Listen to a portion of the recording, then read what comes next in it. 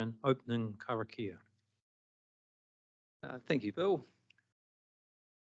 Whakataka te hau ki te uru, whakataka te hau ki te tonga, kia mā kina kina ki uta, kia mā taratara ki tai, ihi aki ana te atakura, he tio, he huka, he hauhu, he hei mauri ora. Kia ora. Thanks, Mark.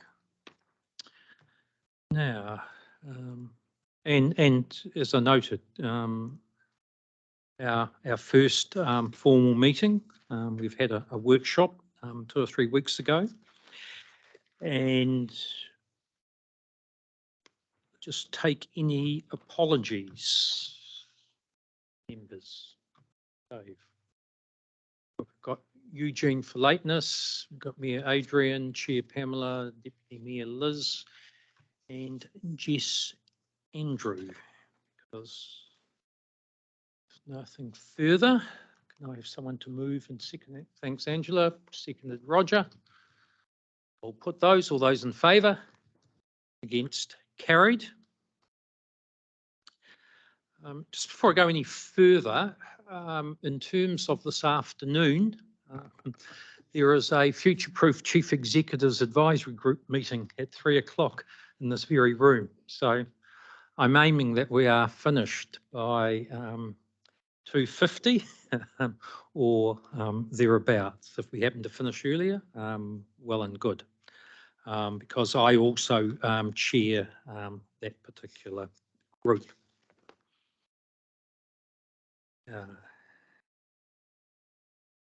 Okay, now for confirmation of the agenda, I've had a request because one of the members, in terms of Eugene, is going to be a wee bit late. So if members were happy, I was going to swap around the order, and depending on the timing, do 7.2 and 7.3, and then come back to 7.1 in terms of the Huia discussion.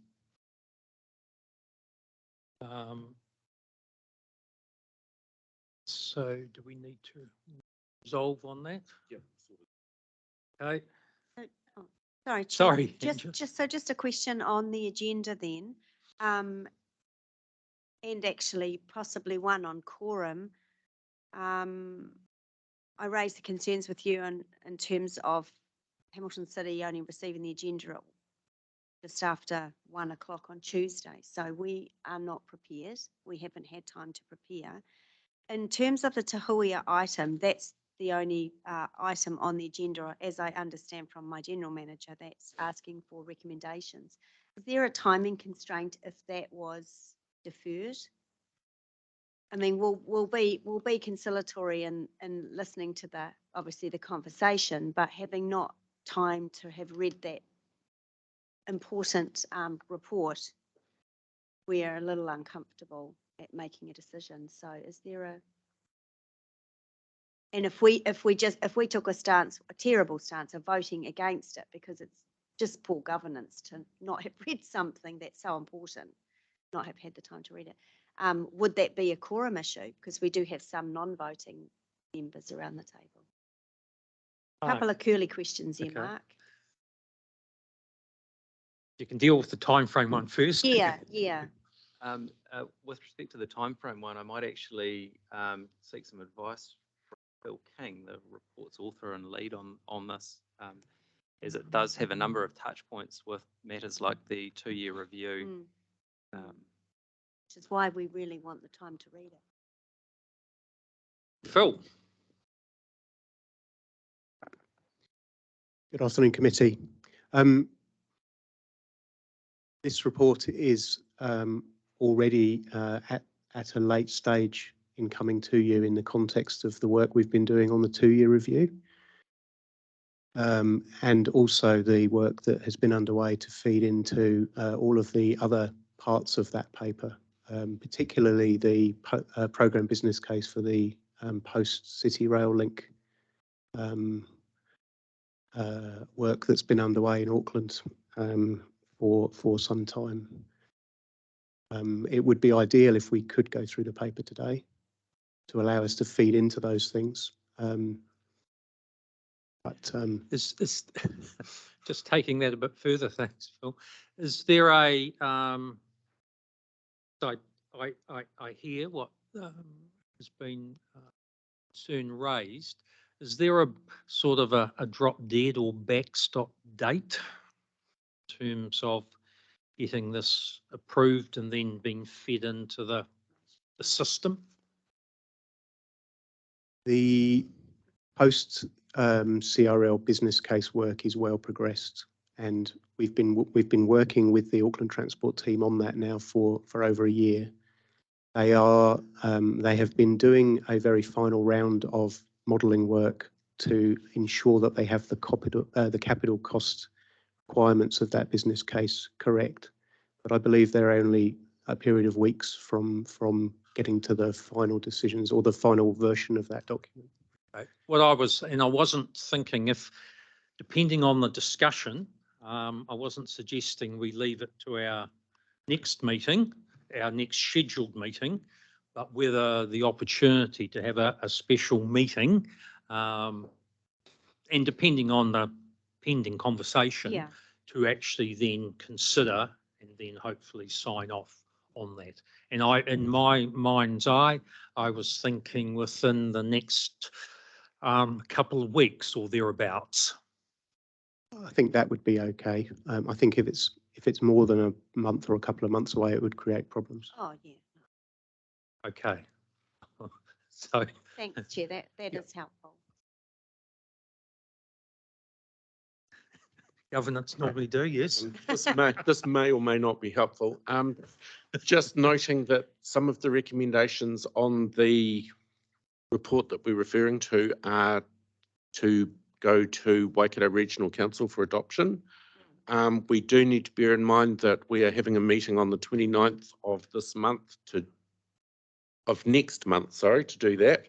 And we need to make sure that the documentation is ready for that meeting, as council will be in recess the following month, and then we'll be another month away after that.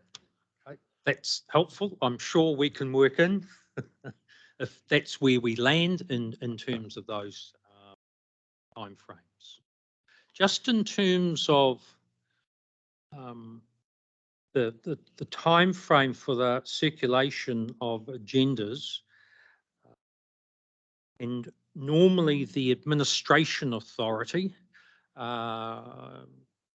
for future proof for these types of arrangements, we utilise their standing orders. So I'm not sure what the normal requirement is for Waikato region, but I think going forward we'll note the concern. I think this was, talking with Mark, more of an exception than the rule, and certainly probably 5 working days in terms of that circulation. Angela, did you? Okay. Okay. Okay. Anything else, Angela, or does that? Okay. Well, we'll come back after we've had the discussion and then see where we land in terms of the Te Huia matter. Okay.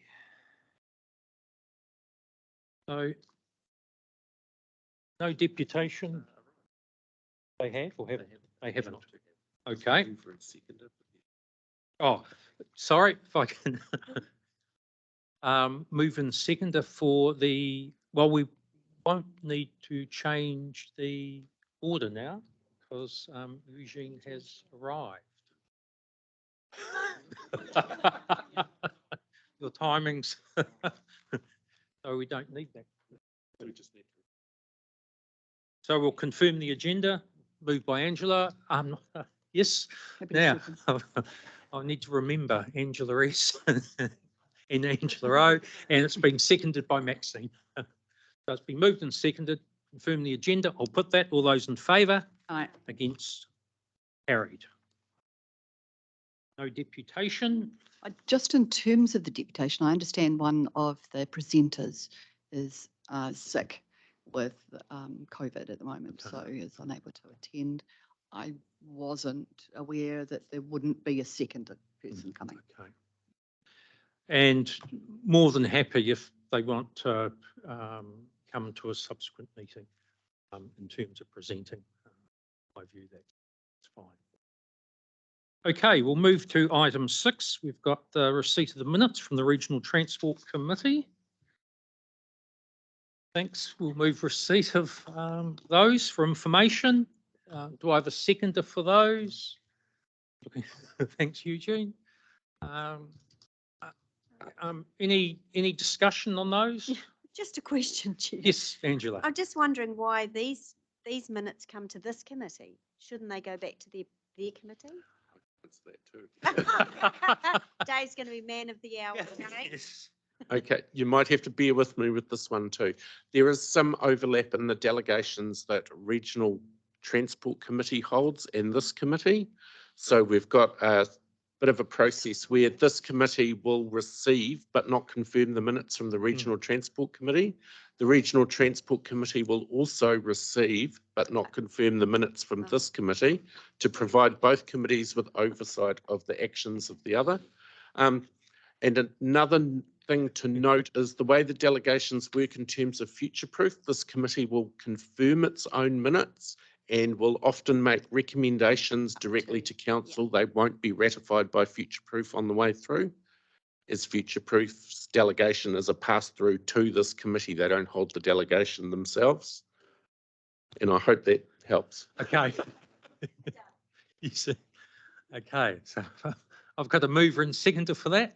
There's nothing further. We'll receive those minutes. All those in favour? Against? Carried. Now we'll move to item 7.1. To Huia, the addendum to the single stage business case. Welcome back, Phil.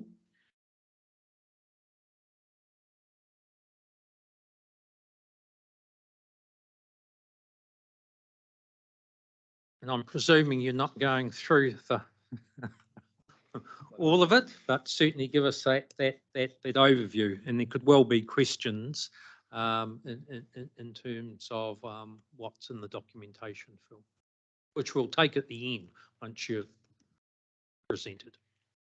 Thank you, Mr. Chair. So the basis upon which Te Huia was funded was a business case that was undertaken in 2018 as a single stage business case. That is the document that assessed the options for service, defined some patronage targets, and established the pattern of stations and operation that the service would follow. That document resulted in a 5-year trial, which ends in the end of June next year. And once that process of launching the service was underway, the Te Huia Governance Rail Working Group, which was formed by Waikato Regional Council, Waikato District Council, Hamilton City Council, Auckland Transport, Waka Kotahi, Kiwi Rail and others, started work on an improvement plan, as well as a sense of understanding the risks and opportunities that came with Te Huia over the period of the trial. And one of the large risks related to whether Te Huia would be able to get into Auckland after the City Rail Link opened. With the electrification of the line as far as Pukekohe, and with a whole new timetable that will be launched in Auckland at that point, the question about diesel trains and about timetable slots and a range of other things all came to light. And the governance working group, probably close to a year ago now, started working on an addendum to the business case that would assess that. So look again at the origin stations, the destination stations, and all of the servicing of the route, and undertake some modelling using the open track model that's been developed for Auckland as part of the post CRL program business case. And at the same time, added into the scope of that addendum were some questions that were asked about future operational costs, renewal costs, what would be involved in keeping the service running for another period of years up to and beyond the running rights that are currently in place. And then also, what are the parameters of future research into rolling stock replacement? And all of that results in an updated benefit cost ratio. So the report, hopefully readably, in its final form, goes through each of those pieces, and I've summarised them really into the council report in a way, hopefully, that's understandable for you to follow the flow of that. What comes from that is a whole series of quite detailed pieces of work, each of which we can talk about as you wish, and then a series of recommendations which align with those key areas of work, and an attempt to enable the regional council alongside its partners to continue the conversations about the extension of Te Huia beyond the end of that trial date. So feeding into the long-term plans, the RLTP, the NLTP, and so on.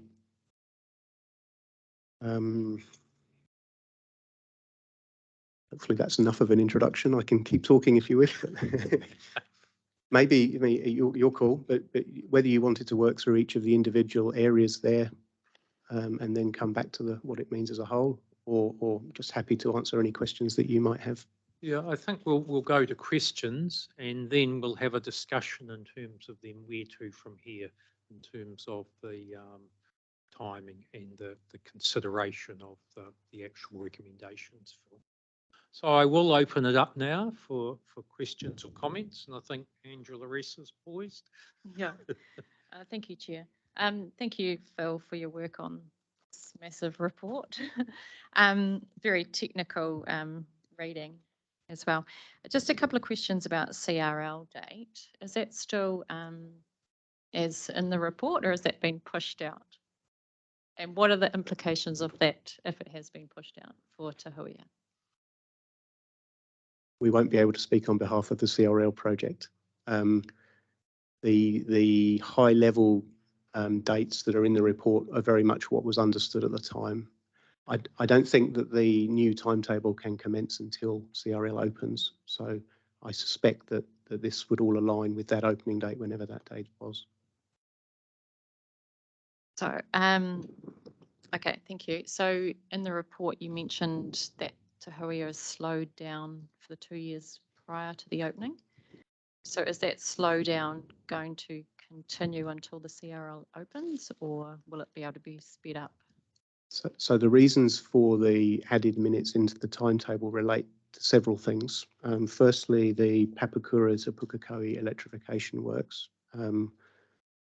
which are now well underway, and include the rebuilding of Pukekohe station as well as new stations along that piece of the line. So that standalone piece of work is running again to its own timetable, but aspirationally was due to be completed before CRL opened. In addition, the rest of the Auckland network is now going through what's called the Auckland Rail Network Rebuild Programme, where pieces of the line are being closed for months of time to undertake a very full renewal process. And we have been impacted by each of those individually as they've occurred. So stage one, which was from January to March this year, put more trains on the eastern line that we use to get into central Auckland. Stage two, which is underway now, pushes all trains via Newmarket, and we are diverted to follow that line. Stage three will close pieces of the southern line to electric trains. As a diesel, we'll get through, but we'll be under works control. So we've added or been required to add minutes to the timetable through each of those. I don't know whether all of the Auckland Rail Network rebuild will be complete by the time the CRL opens. Maybe Kiwirel might answer that question, but that's the reason for those delays. They're not connected specifically to CRL. If I may, I might just jump in there, and that is an excellent summary, Phil. The plan is definitely for Papakura to Pukekohe to be completed next year in 2024. The other part of the plan is that of all of those key routes in Auckland's metropolitan network, that they would be largely done enabling it to be operational by the time CRL is finished. But as Paul said, as Phil said right at the start, we can't really speak on behalf of City Rail Link Limited regarding their completion time. Yeah, but I think the broader bit is that this addendum is around what do we do once CRL is open. The timing piece is slightly a side issue. Further questions? We've got quite a few more, but if there's anyone else, Yes, there's Andy. hear from Andy then. Andy, put your hand up. I do indeed. Thanks, Mr. Chair, and welcome everyone. Well, good day everyone. Hope everything's fine in the mighty Waikato. So, yeah, just I've got a few little questions. Just in regards to, it's interesting seeing no analysis or no comment about services or increasing the number of stops south of Pukekohe, and so Te Huia remaining basically a peak time. So just wondering what analysis was done or any done in regards to new stops south of Pukekohe that recognise the growth in the areas of I see Tuakau Pocono mentioned sort of somewhere, but Te Kowhara and other areas as we talk about, the increase of traffic on State Highway 1 at Bombay. That's a good question. And the answer is that investigation was identified in the 2018 single stage business case and is included as a task within the regional public transport plan and is noted within Future Proof as an aspiration. And that investigation is currently underway, separate to the addendum report in front of you today. We've been working closely with Waikato District Council and a group to undertake an indicative business case into all three of Tuakau and/or Pocono and/or Te Kowhara stations. That's due to be completed around the end of June, and we'd look to bring that back to the committee's next meeting for consideration at that time. Okay, thanks. So second question is in regards to, and so one of the wider implications of CRL was on level crossings, and so we've a huge number of level crossings in Auckland that can't be. I think we've only got 2 on the books to have ready prior to day 1 for CRL. And just is that factored into the conversation that happens between Auckland Transport in terms of because the real fears are that with the increased scheduling of the trains through the CRL, that basically there are parts of Auckland from a car travel perspective will grind to a halt as the increased services actually stop level crossings and vehicle traffic operating. Has Te Huia been factored into those numbers at that peak time in the morning? Yes, it has. We've used the same model that's being used for the PBC. So yes, but we are at the moment 4 services a day in the context of everything that's running through Auckland. So we're a very small part of that story. But certainly we've taken account of all of that by using the same model. Cool. And then I suppose my last question is there any discussion with, Auckland's working on an integrated traffic transport plan for Auckland? Is Te Huia and I guess the wider picture of interregional connectivity factored into that plan because it would probably have to be driven through the Waikato and into that plan. Is it B? And I'll have a closing comment if I can, Mr. Chair, and then I'll just shut up. Once that question's answered, obviously. I'm not personally, maybe Mark can answer that. Yeah. Okay. Yeah, thank you. Thank you, through sorry. Mr. Chair. We are looking forward to the publication of the draft regional public transport plan for Auckland, and also consultation on both ends around the regional land transport plans, because the inclusion of, I guess, complementary activities on both of our public transport plans and both of our regional land transport plans is an important precursor to, I guess, better integrating services across. I think there are You know, there are many opportunities that exist, both in the interregional services, but also in particular in the North Waikato for providing those, you know, a higher level of integration of service, enabled by a range of things. Of course, integrated ticketing from 2026. We're desperately looking forward to that. Cool, thanks. If it's all right, wanted to Mr. make Chair, Did you want to make a closing comment, Andy? Yeah, then I can just sit back and listen. But look, I'm gobsmacked a little bit in terms of the preferred option to go all the way into the Strand, or sorry, all the way into Newmarket. You know, as a daily user of the trains in Auckland, I'm just struggling. I know how congested it's going to be, and in terms of the increased services, and to have you know, Te Huia trundling on through.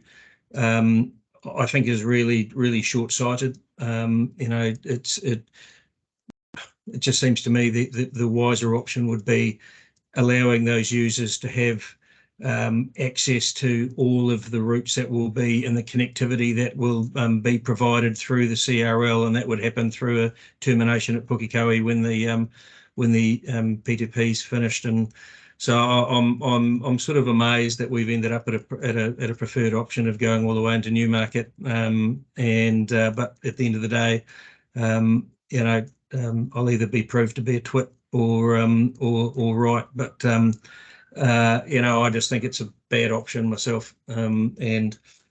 Yeah, just seems weird. But such is life, and we'll just move on. But yeah, I'm not all that impressed with it, to be honest. Thanks, Andy. Do you want to comment? Back to you, Angela. Thank you. Yeah, thank you, Andy, for those comments as well. It's always good to hear your perspective as well.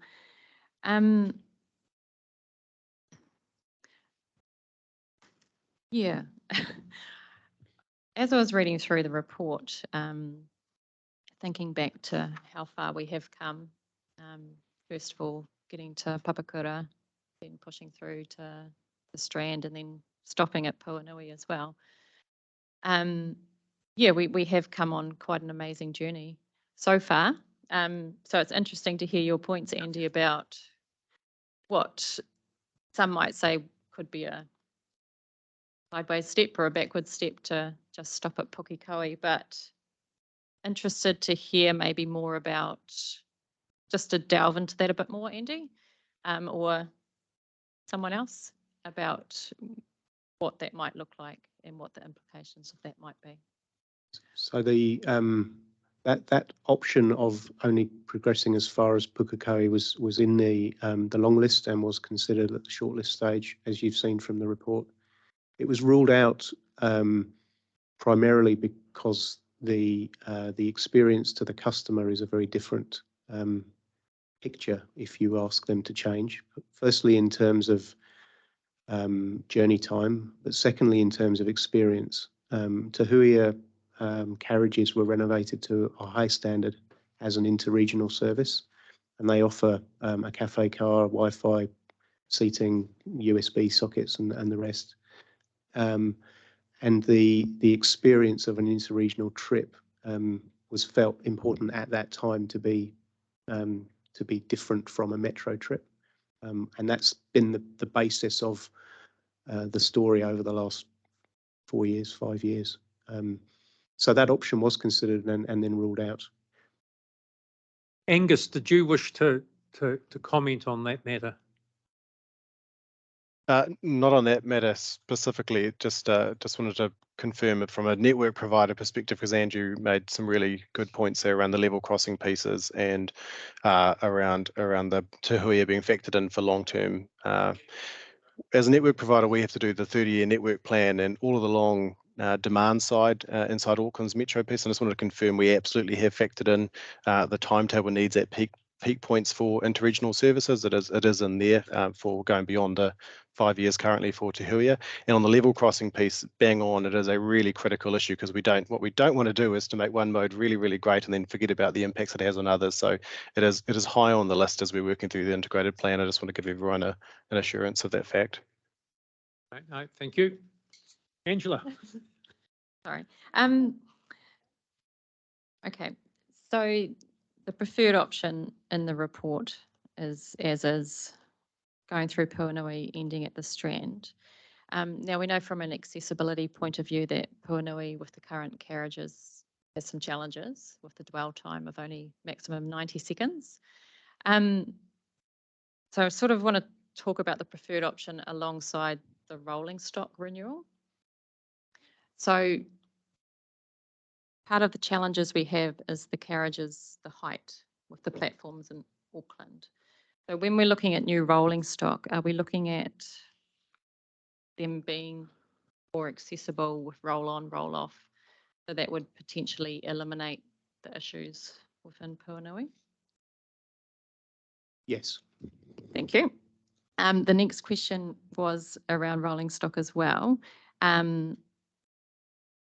Can you just talk me through the locomotive? Are we still looking at battery electric or carrying on with diesel? So the costings that are in the addendum report relate to a like-for-like replacement, because that's at the moment the simplest basis for us to do a cost comparison. The report notes that there are multiple other options, and then the North Island decisions around the NIRIM standard stocks, which have been announced since this report was completed. In addition, we have the announcements in the budget last week that the North Island's gap will be investigated as a detailed business case for electrification. All of that means that the rolling stock decision is dependent on a series of other factors. But I think it's fair to say that all of those factors would definitely be considered as part of the investigation we need to do to make a rolling stock decision at the right time. So there's a recommendation around the start date for that business case, which we'll get to shortly. Okay. Just before you go to your next question, because I think I don't. Angus, did you want to add to that? I did, and just to say that there's positives on both sides of that equation, because we will be renewing the current locomotive class that hauls to Huia, and it'll be a more fuel efficient option, so lower emissions, which is really nice. But to Phil's point there around the electrification piece, it just broadens the options up really, really well for what the long-term interregional piece might be for Te Huia. So it is a really positive update last week. Thank you. Yep, sorry. Yeah, just a little bit more on the rolling stock as well. I know we've heard from customers about limited bike storage on Te Huia, and part of the attraction of getting people to mode shift is that first and last mile as well. So if people could ride their bike to get onto Huia, put their bike on as well, and then once they get to their destination, roll off and carry on. I would like within the rolling stock at a further time, I'm assuming, to have that conversation about more bike storage and capability into Huia as well. Yeah, Angus, good to hear that fuel efficient locos are also on the horizon as well. I just had one. Can I just comment on the bike storage?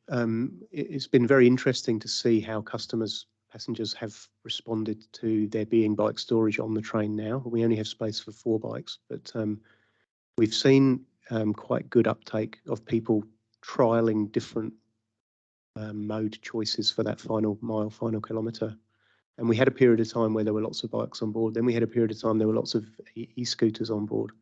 And we've seen the customer base maturing and evolving as people have tried different ways of getting to their final destination from either Apakura, Puanui or the Strand.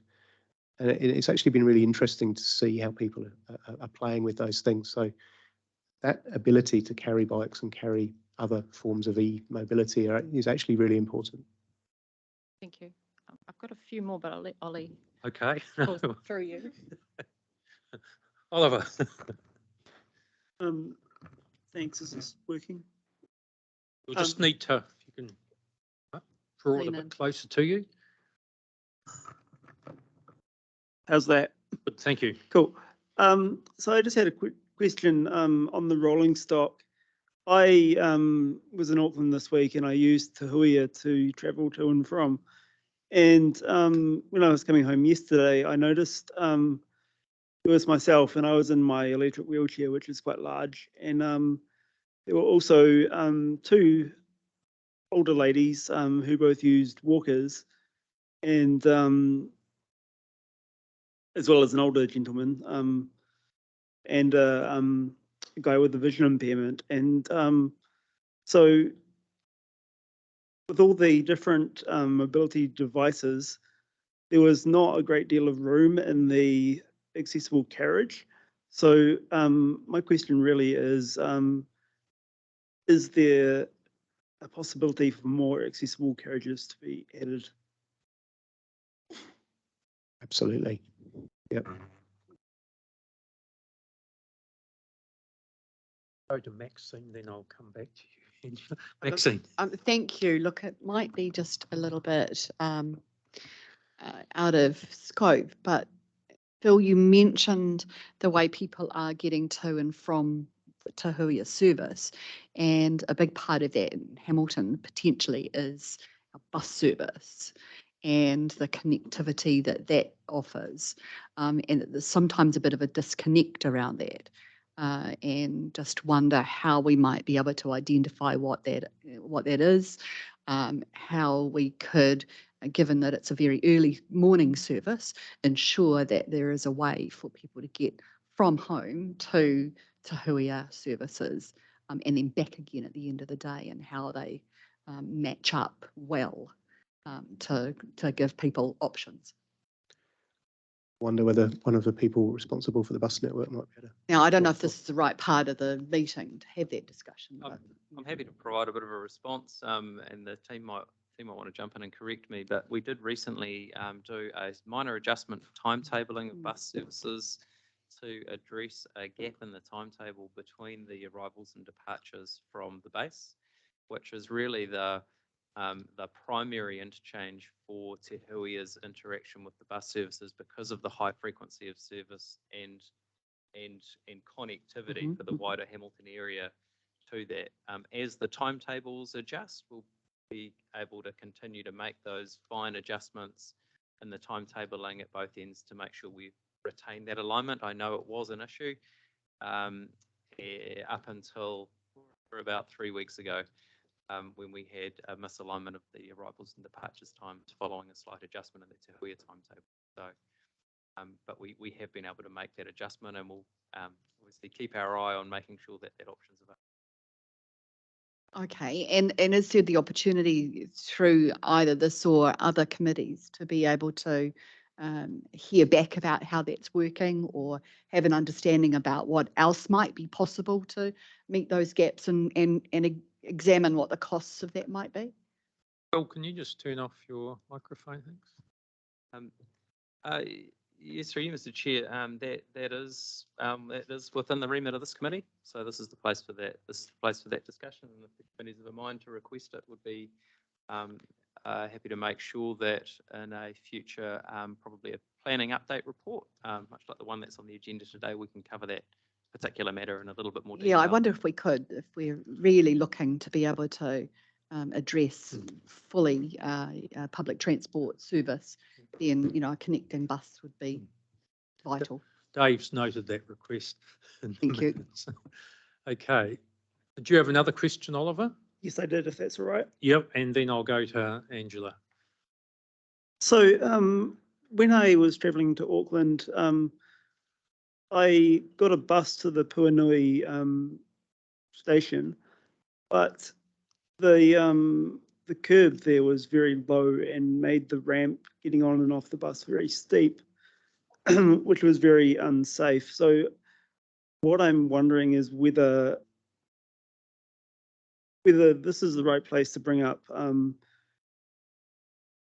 whether the stations that Te Huia is stopping at are accessible, and how we deal with that. I'm sorry if I'm not phrasing my question well. Mark. That's for you, Mr. Chair. If I understand correctly, it may be something that it's best for us to deal with offline, but I think if it's a matter of providing feedback to Auckland Transport about the way in which some of their assets are configured to ensure that they're more accessible, that's absolutely something we can take on. Cool. Thank you. Thanks, Oliver. Angela, yes. Thank you, Chair. Yeah, probably my last question is around the percentage of FAR funding that we might look at moving forward. Yeah, Te Hui has been very grateful and reliant on Waka Kotahi extended FAR rating previously. So we have comment on what that might look like moving forward.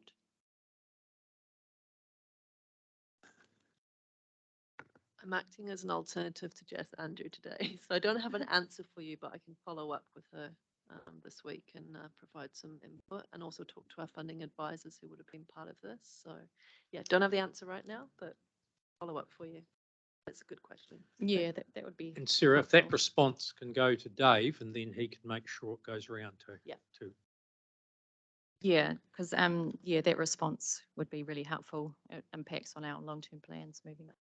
Yeah, I don't have enough Financials, background etc. today to answer, but yeah, I'll find the information out. Thank you. Hey. Angus, did you have let's see your hand up? Did you have some further comment?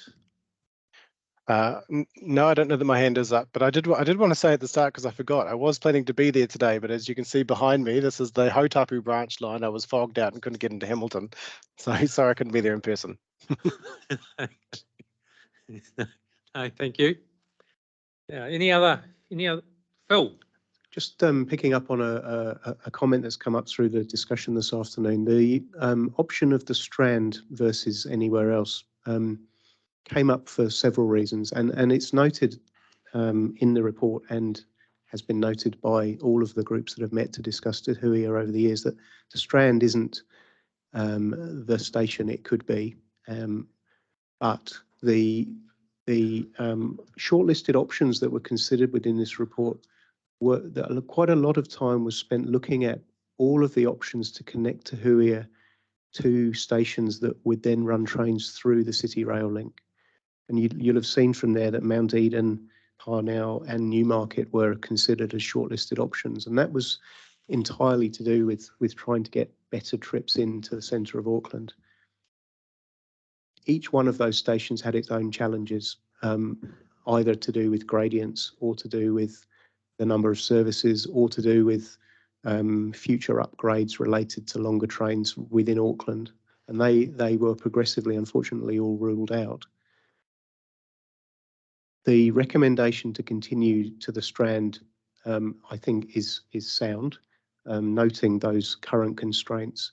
The report does mention that there might be value in including a small amount of money to do some small improvements at the Strand, and that's to improve the customer experience.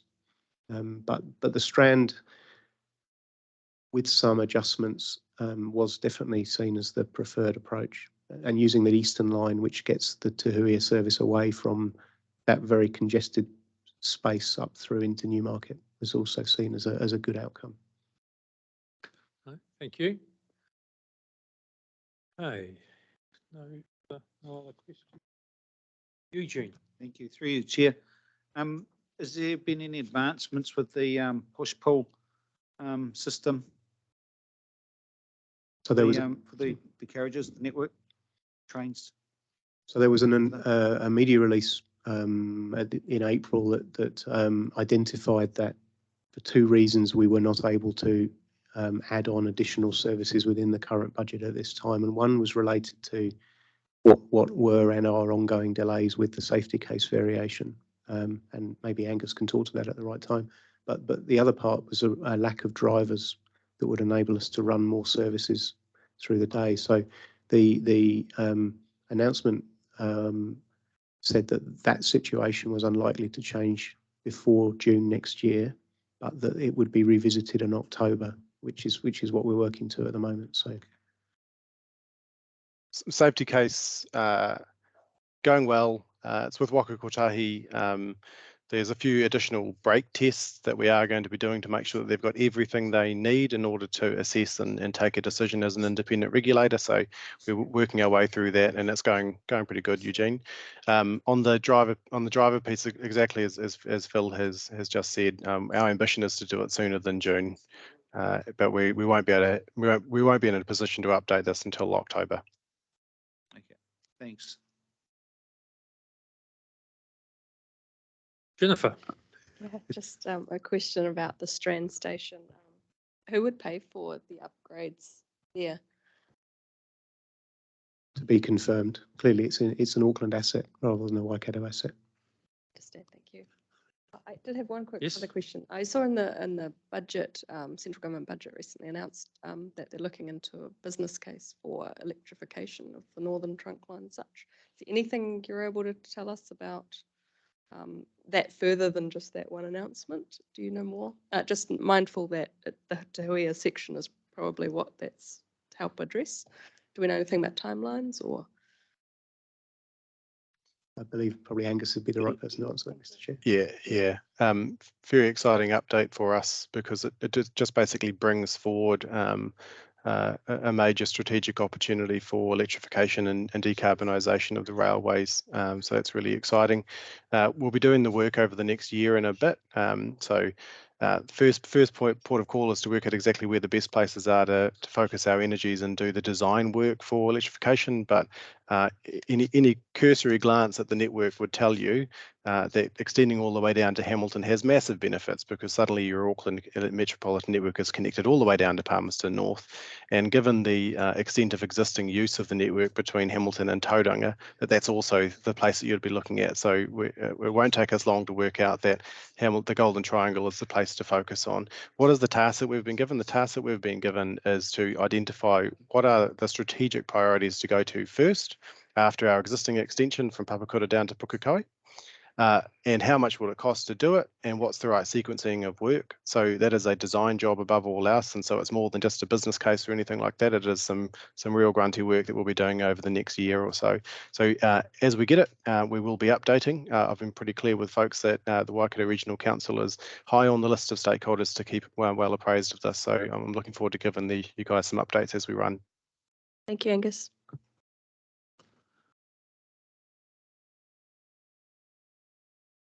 okay.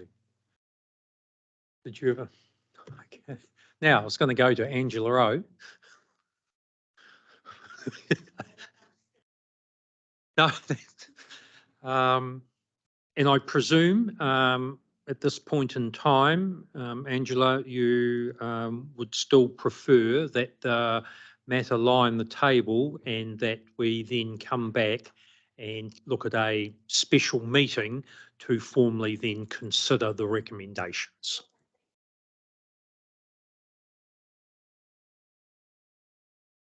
We understand how important this is to get it through. Haven't really been able to contribute with questions, but we're relying on the other Angela for this. She clearly had a lot. But yeah, so look, no, just carry on with the item. We'll support it. Okay. Just a little bit of grumpiness there, but Yeah. we'll get over it. And no, thank you for that. And I'll also have a discussion in terms of looking forward in terms of the agenda circulation, particularly for partnership committees. A big issue too. We did note on the Becker report, it did say the 22nd of May. So assuming the team probably get till the 22nd of May, which was just a few days ago. No, thanks very much for that.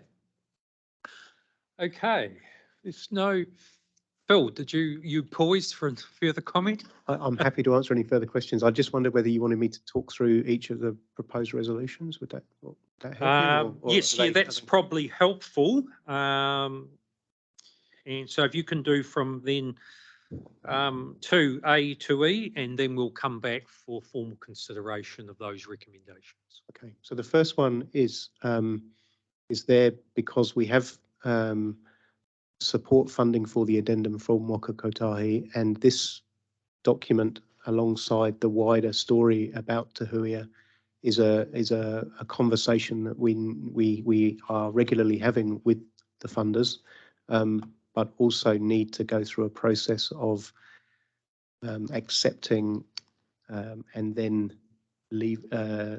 undertaking a 2-year review of this information in the context of other information related to patronage and a range of other factors.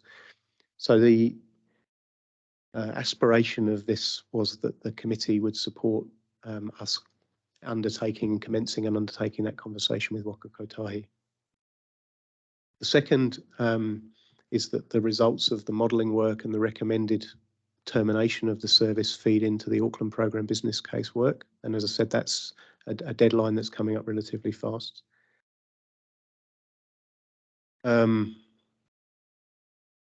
that's covered in C as well, but that also the process of approval then includes a step where the timetable committee would review, I believe, the final programme business case report and sign off the day one timetable at some future point. That won't be straight away. Then the report identifies the costs of operating, maintaining and renewing parts of the Te Huia asset and running the service for that 3-year period for 2024 to 2027. And these numbers have been through quite a lot of work, and I believe they provide a good insight to what's required within primarily the Waikato Regional Council long-term plan. But that does also include station maintenance costs, which are a relatively small number for Hamilton City and Waikato District Councils. And that information would assist those organisations with their long-term plan process as well. And then finally, it's suggesting that there's value in commencing that detailed business case into rolling stock as soon as funding allows. And if there is funding available this year, commence that work immediately or look to put money in year one to get that work underway. Okay, thanks, Phil. So any questions from members in terms of the suite of recommendations he's just taken us through?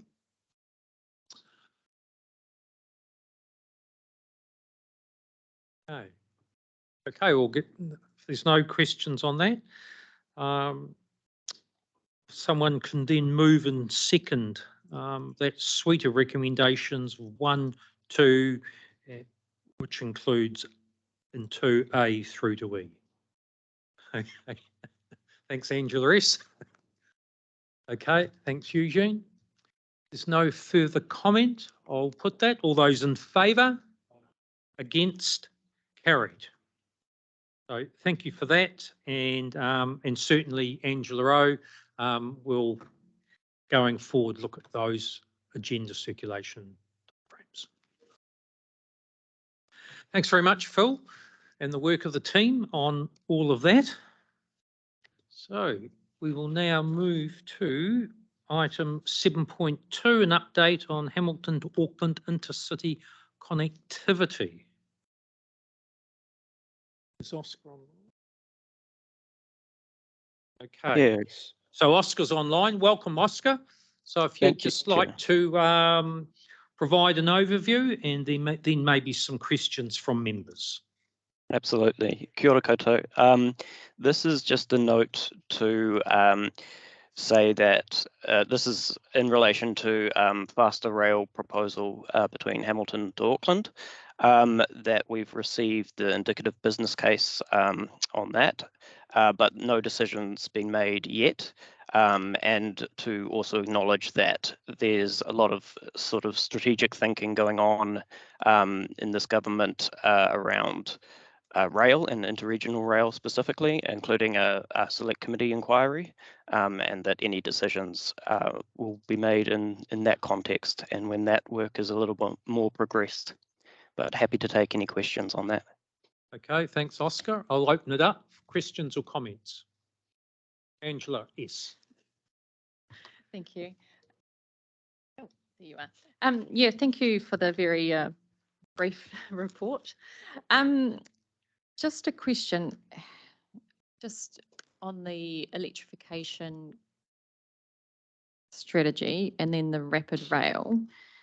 Are you able to give us a bit more context or detail around how they work together, or are they separate issues? Would rapid rail be a new alignment, or is this not public yet? Through the chair, yes, Rapid rail would almost certainly require the line to be electrified, which is happening anyway, and probably would require a line realignment, but that's still up in the air. Thank you. Any other questions, comments on this? No, don't appear to be. It's not fine. Okay. Any final comment, Oscar? No, that's good. Thank you, Mr. Chair. Did you have another question, Angela? No, just Yes. more of a comment. Okay. Yeah, I've watched this business case with lots of interest over the last 3 or 4 years. And yeah, so we're keenly excited about this project and what it might enable in the Golden Triangle. So really look forward to future updates from you at MOT. Thank you. Thank you. There's nothing further on page 186. There's a recommendation to receive the update report. I can have a mover and seconder for that, please. Okay, I've got Maxine, then Angela S. Further, I'll put that. All those in favour? Against? Carried. So we'll now move to page on 189. There's item 7.3, the Sustainable Public Transport Framework.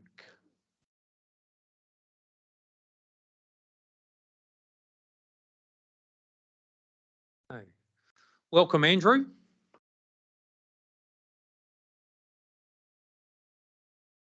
Kia ora, thank you very much.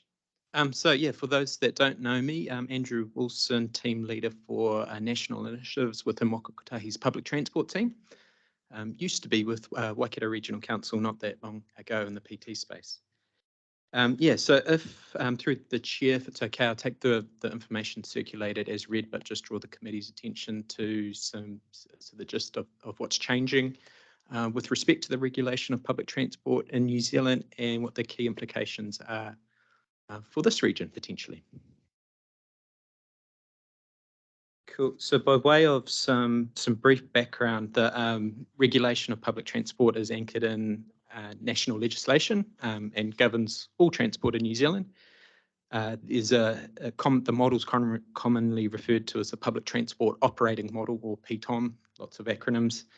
That model is what's changing in the legislation. So PTOM was developed at a time in the early 2000s. There's a significant focus on commerciality of PT services, so increasing the amount of the proportion of services funded by fair revenue and reducing subsidy requirements. Emissions and climate change was a thing, but less of a thing compared to what it is today. And there's also a model for outsourcing public transport provision in New Zealand by default. So that means councils under the current legislation can't deliver services in-house or directly own assets to enable the delivery of services outside of a council-controlled trading organisation. And that effectively meant even via council-controlled trading organisation, it needs to be on commercial terms, so it might as well have been outsourced anyway. And under PTOM, the New Zealand's matured a lot with respect to urban form, NPSUD and things like that. Under SPTF, it acknowledges these things. So the new legislation's a much more significant focus on mode shift, workforce for the public transport system as a whole, decarbonisation, and achieving these things with a significant focus on value for money, which is different to just the commerciality of the services as a whole.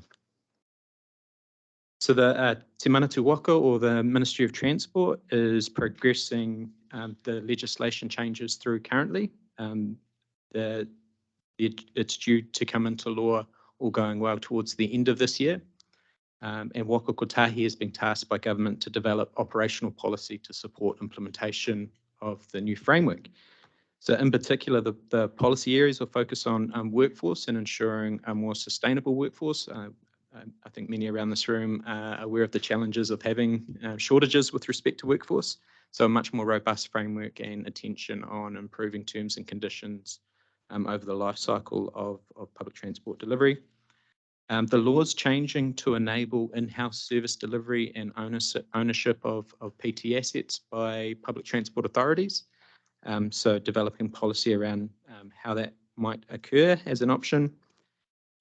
Greater emphasis on transparency of information right across the system. Greater emphasis on partnering between stakeholders within the sector. Changes around treatment of commercial services in the public transport space, and more explicitly supporting the provision of on-demand public transport as a tool in the toolbox for public transport as a whole. I won't go into the detail of the slide other than to say the policy's being developed with a lot of input from representatives from the sector. So the sector being public transport operators, regional councils, and unions in terms of engagement from workforce as well. Timeframes, so that, as I said, the bill, the amendments to the LTMA due to come in about September. We're aiming to have the substantive policy framework, supporting policy ready by August. But the sector has got good visibility of how that's developing through the work group. And then thereafter, it'll be implemented through the usual channels, so regional public transport plans, procurement strategies, and tendering and contracting for the services as a whole. So we'll phase in over time. Through the chair, that by way of brief context, if there's any questions or other elements, happy to take that. Okay, thanks, Andrew. I'll open it up for comments or questions. Did you find out? Thanks. Angela Rowe. We should have nicknames. What is it, B1 and B2? We could be Angela 1 and 2. Thanks. Really just a comment. HCC submitted 2 weeks ago, and I presented our submission to the Select Committee on this, and I talked almost with WRC hat on as well, because I've had a term around the table here, and so we were sort of short on what we said, but basically presented, you know, this is all great, we're all supportive. We already work really closely with WRC in the PT space, so that this enables that relationship to be a lot stronger. When it was question time, the questions were really focused around on our comments around how we will, if we will, and it's coming up, come up with a regional Waikato Transport Board, and also on how PT infrastructure might work in the future. So the committee members were really interested in that, and I know that Angela 1 has watched my little thing on Facebook. So yeah, the questions were around, and it will be for us to discuss in the future, who manages what infrastructure.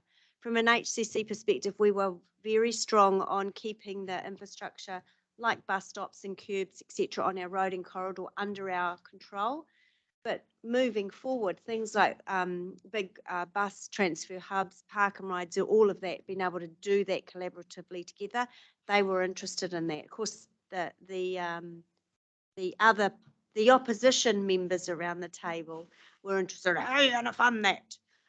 But I pushed that one out to the curb. So it was, yeah, I did speak with that region hat on as well as Metro, and it was good. So this is all really great work happening, and I really want to see us drive and be a leader in this space as well. Thank you. Angela Rees. Yeah, probably just to follow along from Angela. Yeah, I watched the minister speak before, Angela O'Leary, and yeah, what we're attempting to do here within the subcommittee is really aligned with where this is heading. And yeah, just that infrastructure one, that would probably be in alignment with where we want to go as well. So yeah, those park and rides on the outskirts. Yeah, you guys can have the roading corridors. We don't want them. But yeah, Andrew, welcome back. Yeah, really good direction where this is heading.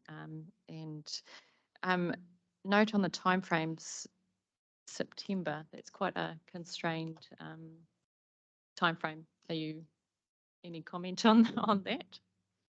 I think two elements to that. One is so far the select committee process and the process around the actual law changes is on track in terms of delivering on those timeframes.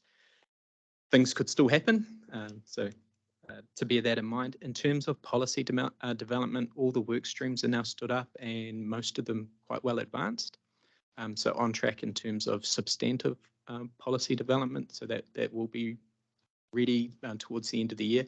There's elements that we are getting feedback from the sector that aren't such a priority, so we're able to defer that a bit further into next year. Thank you. Okay, no further questions around the table or online. On that basis, we'll go to page 189. There's a recommendation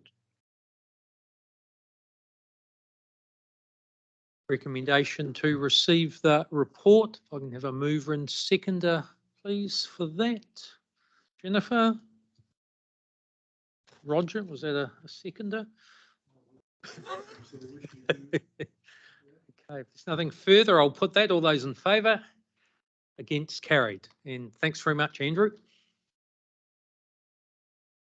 I'll now take you to item 7.4, which is on page 205, Public Transport Business Improvement Review. And looks like you, Mark.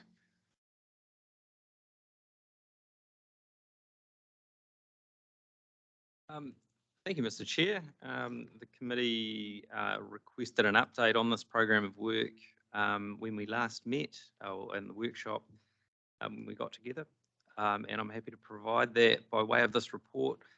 I'll provide a little bit of background by way of this work having started by the Regional Council back in 2020, actually, when it first kind of kicked off, when it was observed, or I guess there had been a long-standing observation that the way in which public transport services are delivered, the kind of institutional arrangements around them, in particular, that some of which are unique to the Waikato in respect of the approach that we have taken in the past to collecting the local share of funding, with a mixed model, we would call it, with the Waikato Regional Council rating directly for public transport services in Hamilton, now Hauraki, Matamata Piako and Thames Coromandel District, but relying on rates gathered by the territorial authorities in other areas. So that kind of mixed approach, different approaches in different districts, as well as the aspects of that are not unique to the Waikato, the split in responsibilities between the provision of services and the provision of infrastructure on which those services rely, giving rise to some real challenges to achieving the agreed and very well aligned transport or public transport aspirations in the Waikato. A kind of alignment of aspirations that really came together around the Regional Public Transport Plan 2022 and the build up to that, and have really in the future-proof sub-region been further consolidated and refined through the development of the Metro Spatial Plan Transport Program. So it was really a sense at the time that the vision for public transport, there was less and less debate about the need for it and ambition in relation to it. So, okay, if that's the case, how can we improve our delivery model so that we can better implement, better breathe life into that vision. There was an independent, two pieces of work commissioned. The main one was this business improvement review, which lent on a bit of benchmarking that was done. That came up with quite a detailed report into a whole raft of options, and those were consolidated and consulted on by the Regional Council, who then developed an implementation plan around some key actions in that. This report provides an update on the status of each of those in that strategy in relation to stepping towards a sub-regional public transport entity. This committee is actually the Waikato Regional Council's execution of that to take that first step to bringing about a more joined up governance model. It is, though, only the first step. The second part is a consistent regional funding model. The Waikato Regional Council's Chief Executive has a KPI by the end of June to bring some draft options to the Council for sign-off, which will be the basis of consultation with territorial authorities ahead of long-term plan, because we know long-term plans, the questions asked are often very binary, but we want to make sure that there's space for a far more nuanced conversation with territorial authorities about the nature of that funding and the funding model, which would be administered by the Waikato Regional Council, but there's obviously a strong interest by territorial authorities to make sure that the distribution of the funding obligations is fair. Enhanced regional engagement. One of the key things that we've sought to do around that is to both increase the amount of work that we're doing out there in the region in respect of our public transport network planning, but also, as was noted by our democracy advisor, include public transport within the remit of the Regional Transport Committee, so that many of those territorial authorities outside of the future-proof sub-region also have far more visibility and direct engagement and planning for public transport in their areas. Moving to a more proactive footing with respect to support for territorial authorities, in particular around integrated transport and land use planning, not so much an issue in the future-proof sub-region, but for some of our smaller territorial authorities, the wider region, definitely a challenge that they have. I have made some changes to the way that the Regional Council organises itself and its resources with a view to better supporting those territorial authorities, and aligned expectations which relate to the key performance indicators and public transport infrastructure guidance, which was delivered by the Regional Public Transport Plan 2022. So that is the status update that I'll provide, Mr. Chair. I would emphasise, however, that the first step that was taken in respect of moving towards a sub-regional public transport entity with the bringing about of this committee, in respect of the work that was done under the Business Improvement Review, very much is the first step, and it remains open to the participating organisations to take further steps in that direction, to continue to integrate at a not only a governance level, but as conditions allow, more and more into the kind of planning and operational integration as well. Okay, thanks, Mark. Angela Rowe. Thanks, Chair. Thanks, Mark. You'll know my questions are about the entity. I'm super excited about the possibility there. In terms of the starting steps and what they are, what's the program plan look like? What's the brief look like? What's the timeline look like? How does the work around the detail that's going to be required come to us and also wider future-proof partners? Because this is something that has to have full buy-in and collaboration to be really successful. So that's one question. Yeah, through you, Mr. Chair, the Business Improvement Review document itself provides a very useful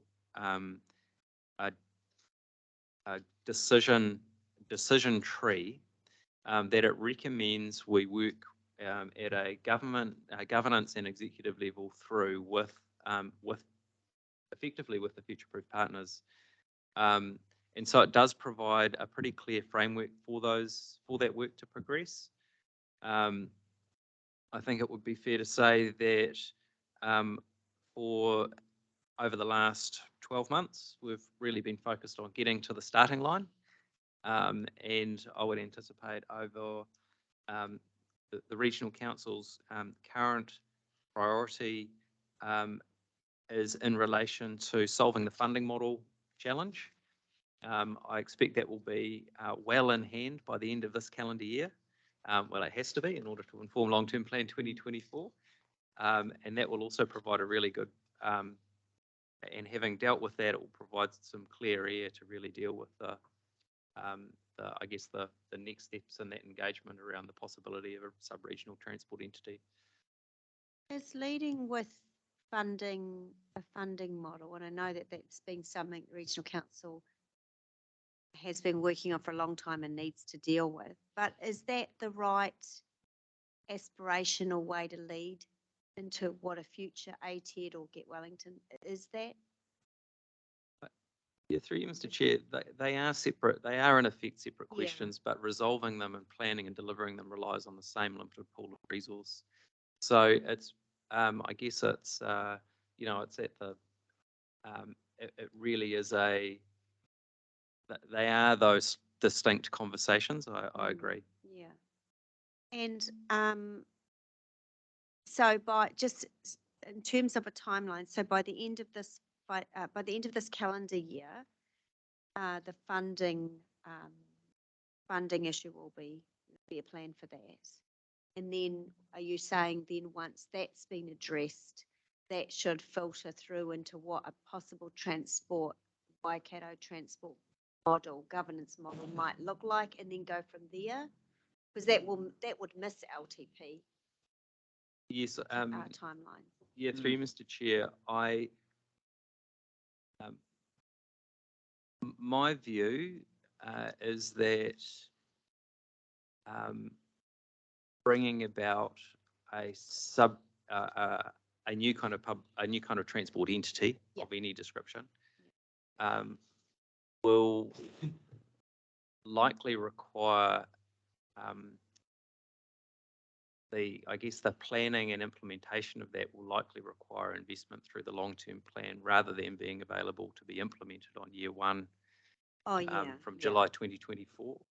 So I think depending on the financial position that councils find themselves at the end of the this current financial year, there may well be resource to invest in that ahead of the 1st of July 2024. But I think it will struggle to meet timelines. That means that we really understand if any additional investment is required to stand something up. And so is this particular project the work of Future Proof? And then that would filter it. Who's leading this project? Yeah, through you, Mr. Chair. I think it would be well facilitated by Future Proof. The Waikato Regional Council's view at the time of passing the implementation strategy, and I do note that we're in a new triennium now, but at the time was that of the options presented by the Business Improvement Review, the biggest gains would be gathered by a future-proof sub-regional public transport authority, which provided the ability to plan and implement services and infrastructure. And that, to my mind, is already kind of starting to be brought about from the top and the bottom. So from the bottom with respect to the Transport Working Group, Future-Proof Transport Working Group, which is really starting to gather a head of steam at a staff level, and also by the bringing about of this committee. So, and with Metro Spatial Plan as well.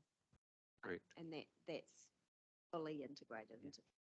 So I don't at all, you know, we can't underestimate the scale of the implementation challenge of executing that bit in the middle. So we have the staff working really well on the ground. We have a new governance committee, which will gather its momentum. But the executive and management piece in the middle is going to be quite challenging to bring about. But I do know that chief executives are discussing this matter as well. And just one final question on it. Thanks, Mark. In terms of the working group staff, whoever is actually going to dive into that detail, they'll be looking at obviously models here and overseas.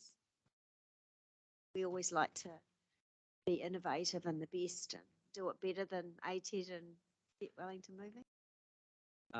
I can't speak for exactly the scope of what it is that they'll look at, but the spectrum of options that were presented, that have been provided through that business improvement review, reflect things that are currently done in New Zealand, but also a whole range of options that aren't currently done in New Zealand. So from that perspective, and assuming that will be the starting point, yes. Yeah. Okay, I've got Eugene, and then I've got Maxine, and then I've got Roger. Thanks through the chair. Thanks, Mark. We were just talking about this the other day, was the regional funding model. So it's good to see, you've answered my question there really, when's it going to be ready? So end of June, be coming out to TAs to be able to review that. Is that correct? Yes, so subject to some sign off from my council at the end of June, we'll have some draft options and that'll give us a good starting point for those conversations. So with those draft options, is there, but really only affects city and WDC and regional, is with PT, is the Te Huia will be included within that, those funding, or is Te Huia going to be kept separate? At the moment, there is an option to do either. In effect, Te Huia is actually a bit of it's both a, I might have to talk with you offline about exactly the detail, but it does provide some of the funding model options recognise that not all services benefit everyone in the Waikato equally, and therefore the proportion of funding for those comes from those areas that do have the greatest benefit from them. Te Huia currently is an example of where there has been a model put in place that tries to achieve that. What we would be looking to do is not upset those types of things too much. Yeah, okay. You know, taking that offline will be fine, and we can have catch up with Charles and I. Good, thanks. Maxine. Yeah, thanks, Chair. And Mark, I guess this is a really good opportunity for us to be able to understand how the long-term plans of both the Regional Council and Hamilton City Council might be able to be aligned to ensure that we have a good level of understanding, maybe even informal approach to how our provision of infrastructure matches the levels of service that are being proposed by the Regional Council, and ensuring that there's some real alignment around that and some surety about what each will be delivering. How might that happen through this process? Yeah, through you, Mr. Chair, what we might discuss for a future agenda is effectively a long-term plan investment levels report that provides visibility of the intended level of investment on public transport services and corresponding investment in public transport infrastructure, so that, and the timing of those investments, so that members have visibility of that. Bringing that together is precisely one of the objectives of having a committee such as this. And I think subject to that being subject to the timing of road controlling authorities and their investment planning, that should be able to be brought together for the next meeting, noting that we ourselves, albeit draft, and it would have to be kind of considered on that basis because funding applications haven't yet been put forward to each of our own organisations. At least for Waikato Regional Council, we are putting together what our high-level prospective investments are for public transport services over the coming long-term plan period. We've tried to do a very light version of providing you in this meeting with an update of operational in terms of services and infrastructure delivery across the future-proof partners. And so I think it will be an evolution of that, but it may be something that I think it is something that we'll be able to bring together given the timing that we're in and that all the organisations and staff will be at for pulling those investment proposals together. Right, thank you. Yep. Roger. Yes, thank you. Thank you, Mark. As you know, I've already expressed an opinion going back probably a year and a half about my support for this, so it's great to see it actually progressing to this stage. I'm also pleased to see the kind of timetable that you've outlined in terms of when certain portions of this are going to be available for consideration, like the funding program by next year. I also agree with you that it's going to be important for the other partners like Waipa to be supportive of this. And I'm aware that once we get into the new year, the intensity of workshops on LTPs are just going to be crazy. And so if we want to get good consideration of this, the earlier that you can come around to join with us and outline some of these aspects, I think you've mentioned that as from June, then you will be seeing yourself coming around to the TAs to talk them through this. So I really, I'm looking forward to that. So thank you for that. Thank you. Jennifer. Thank you. My question's following on from Maxine's.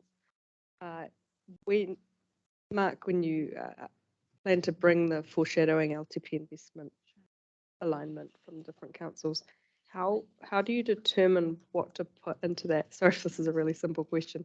Is it, because it sounded like it would be like one scenario, or is there the ability to bring like a level of ambition, high, medium, low scenarios type thing along?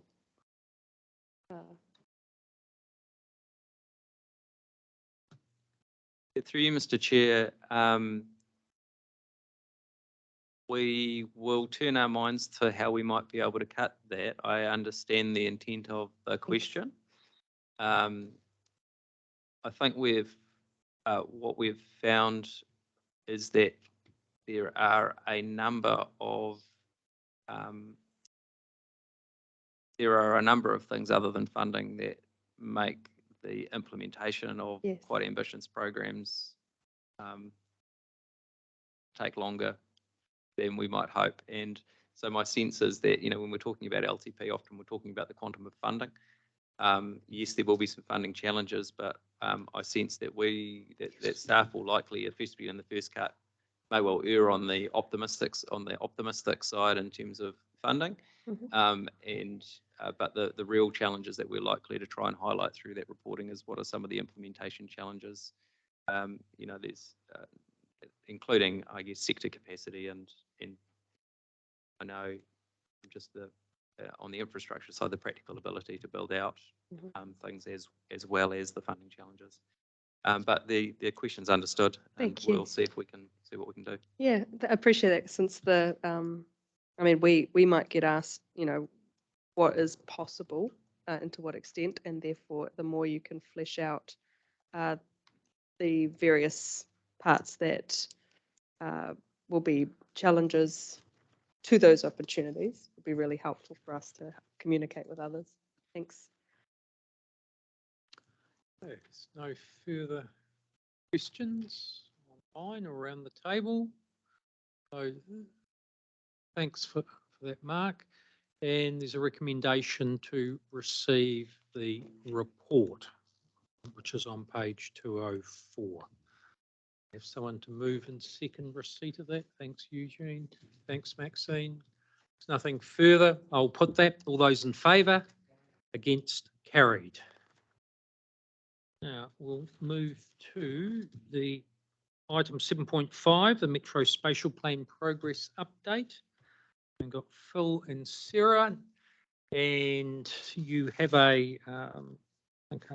quite a comprehensive report in the agenda, and bearing in mind the time constraints, Phil, so I'll hand over to you. I'll only do the first 6 pages. Yes, thank you through the chair. So yeah, conscious of time, happy to go straight into questions with maybe 30 seconds of context. It's fine. been saying the same thing, I'm conscious, for a couple of months now in terms of we're doing a lot of work to scope up some further business case work, all related to the fulfilling the recommendations from last year's PBC. There is an awful lot of work that goes behind that, particularly some of the tasks around the scheme optimisation and the funding of early interventions, which is very similar to the question that Councillor Maxine made around aligning regional council and HCC infrastructure and sort of service priorities. And that work is being led by Wendy over there and Martin behind me, and is feeding into the MSP work. But just as an example there, but happy to jump straight into questions. Okay, thank you. Any questions or comments around the table in terms of Metro Spatial Plan update? Angela? Yes. Thank you. Yeah, thank you, Phil, for your report. Very quickly, I was pleased to see on your task number 1 that how it will weave into the RLTP. Yeah, and that discussion. I know being part of those workshops already, sometimes that Metro voice wasn't as loud as it could have been, to get, you know, our PT and that into that process. So yeah, can you just through how the committee might have eyes on weave-in? I think it relates a lot to what Mark was just talking about. Work we're doing behind the scenes now that we probably need to focus on maybe at a next meeting. We could jump into some specifics. Is really looking at that first 3 years of our 30-year program from the program business case, and that was focused on actually doing some stuff. You know, we're in a business case world. There's going to be lots of investigations going on behind the scenes, but what can we actually go out and build now? And that's where we go back and look at the vast amount of work that all of us, all the future-proof partners are doing, particularly in, say, the bike and micromobility, the PT infrastructure sense, the service planning sense. So the first 3 years of our 30-year program was doing all of that. You know, there's questions around scale and pace. Could we do more? And the answer is yes and no. And again, goes back to Mark's response earlier. But that's kind of, I guess, what those programs are is what we'll come back to you on. And we could probably give you a list right now in terms of early thinking. So. Thank you. Jennifer? Hi, Phil. It's actually just come to mind after Mark's answer. And as you come across barriers to implementing things faster, well, I think it could be really helpful for the committee to hear what those are. So it just in case there are more avenues that we can help with to explore. Because if we don't know what they are, we don't know the questions to ask to help lower those barriers. Because yeah, keen on everything going faster, whether it's, you know, decent PT in Hamilton City in particular, but also surrounding suburbs and that business improvement view. I think, yeah, if I may, through the chair, it's the usual things, unfortunately, that they're out there. It's resourcing, it's the ability of the industry, whether it's building or investigations, to respond to us. You know, it's very difficult for us to procure this work that we're actually working on right now. It's half the consultants say we need are working on Auckland Rail or additional Waitemata Harbour crossings or mass rapid transit in Christchurch. You know, we'll get there, but it's hard. And I guess, but it's a conversation we must have, you know, and I think the scheme optimisation piece, so the bullet point, the last bullet point on the first page of my report, is going to look at a number of scenarios on delivering that PBC programme. And one of those is going to be really our VKT response, our vehicles kilometre travelled response. And that will have to look at scale and pace. So whether it's in this forum or within forums within our own organisations, we'll be having conversations around what will it take to do more. We may find we can do lots, and it may find that we can't do as much as we want to do. But we'll have that as this conversation as part of this committee as well, I'm sure. Yeah, it'd be useful since, I mean, I'm relatively new to being around a transport kind of table in this training. I wasn't so much last time. And so if I know the barriers well, then it influences the other conversations I have. Yeah. and opinions I have about, say, other projects and so forth to help with Yeah, those. we're Thanks. going to have to be nimble, I think. We're going to have a couple of plan Bs and plan Cs in case plan A doesn't work. I appreciate that. Thank you.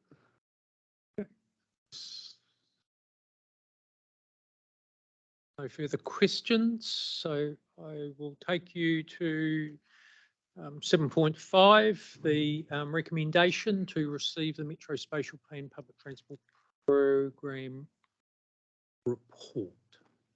So, were you moving that, Roger? Okay.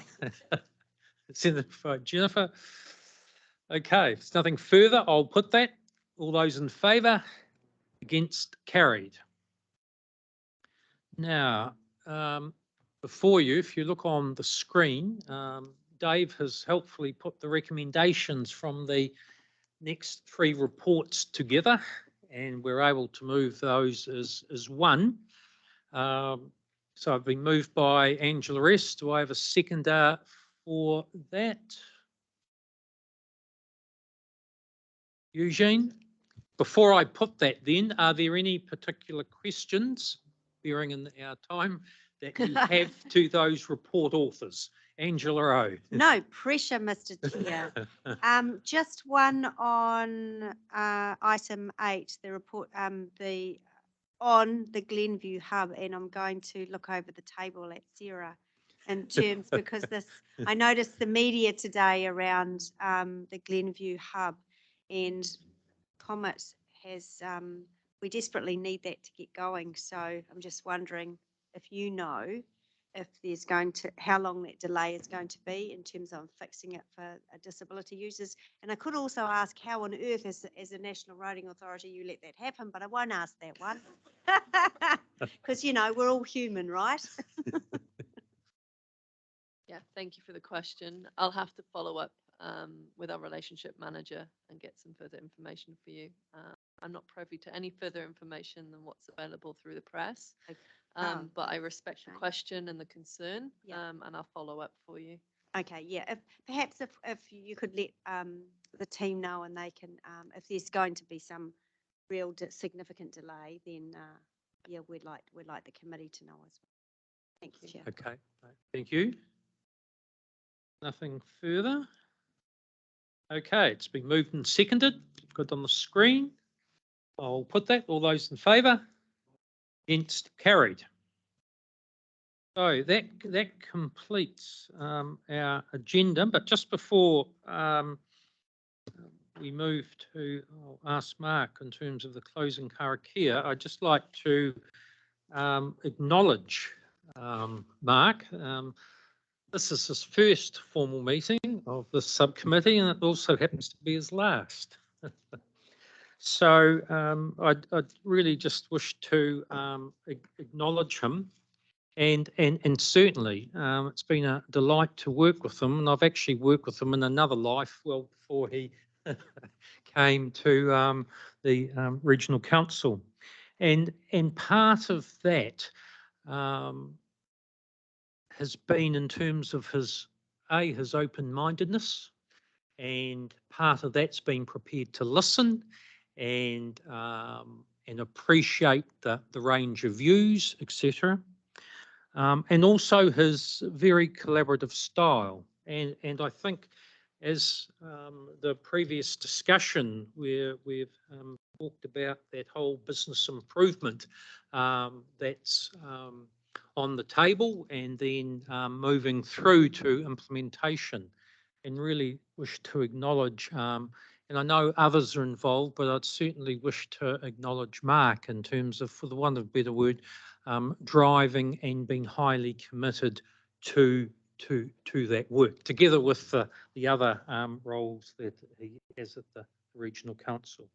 And that ability to actually work behind the scenes, because it's not all around the public tables, and that's quite important in terms of talking through the issues and being clear of what's trying to be achieved, and also then be able to bring that together and be confident that where that has landed has a very high chance of success. So on behalf of the subcommittee, Mark, thank you.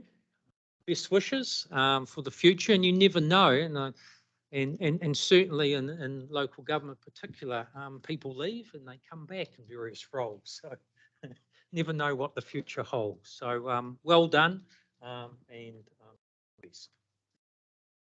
Thank you very much, Mr. Chair. It's been a real privilege, and I've been really pleased to be able to. That was one of the last things to get over the line was seeing this committee established. I genuinely think it's one, albeit perhaps a relatively small step towards some type of a transport authority. I would really love to see that come about, and hopefully the kaupapa can. So with that. Sorry, Chair, can I just, on behalf of Hamilton, Mark, thank you so much for all of your support.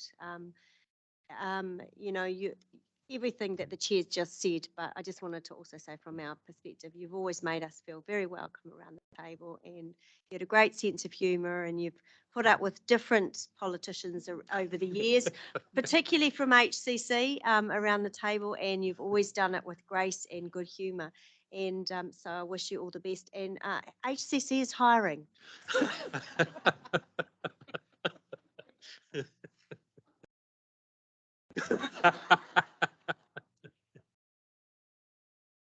Thank you very much.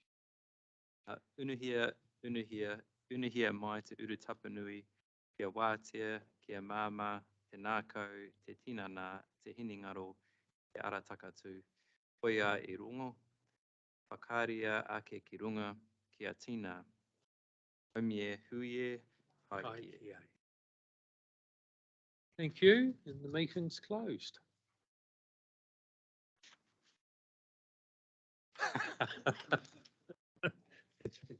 I wasn't too sure at the beginning. Thanks, Dave. That's good. Oh, well, we don't have to.